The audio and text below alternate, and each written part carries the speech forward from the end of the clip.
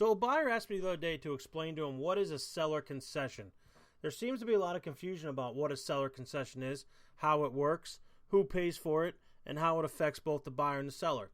So I'll try to explain it in a couple simple ways to make sure that you, the buyer or the home owner or seller, understand it from both perspectives. When a buyer puts an offer in on a house, they offer the asking price, whatever they agree upon, but a buyer's then going to have a variety of closing costs, somewhere in the neighborhood between $4,000 and $6,000, depending on what market you're in. Most closing costs here in the greater Boston, Massachusetts area don't exceed five-ish thousand dollars. So as a rule of thumb, we usually increase our offer by $5,000. So let's say we wanted to offer on a house that's $300,000, but we wanted to roll in our closing costs, which means we would bring $5,000 less money to the table. So all the buyer would really be responsible for is their FHA 3.5% down or their conventional money down. So on a $300,000 house, we're going to roll in our $5,000 of closing costs, thus making the purchase price $305,000.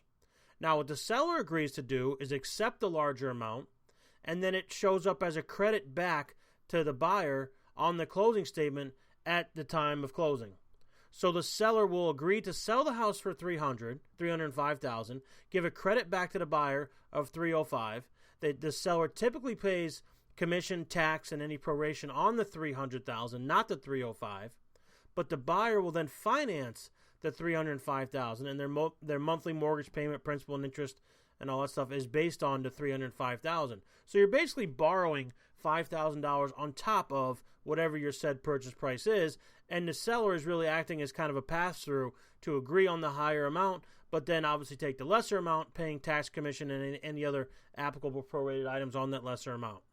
So in the seller, doesn't really affect the seller anyway because the buyer's really financing.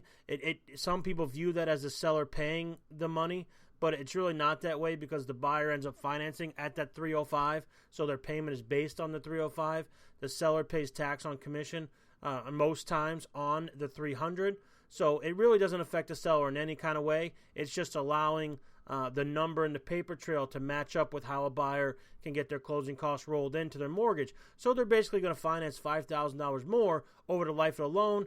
If it's a $300,000 loan, that's really not very much per month. So it makes a little more sense for the buyer to hold that $5,000 in cash as opposed to pay fees and closing costs of which they might not get back. So at the interest rates at a pretty low rate right now, and kind of having been at a low rate, it makes a lot of sense to keep that $5,000 in your pocket and kind of roll it into your mortgage payment. It's not going to up your mortgage payment, but a couple bucks. And most buyers like to have that cash for when they move in the house. So hope that makes some sense to you. A seller concession. I'm Evan Russell with the Russell Realty Minute. You can follow me at Work with Evan on Twitter feed or evan@therussellteam.com for all your questions. Thanks for tuning in.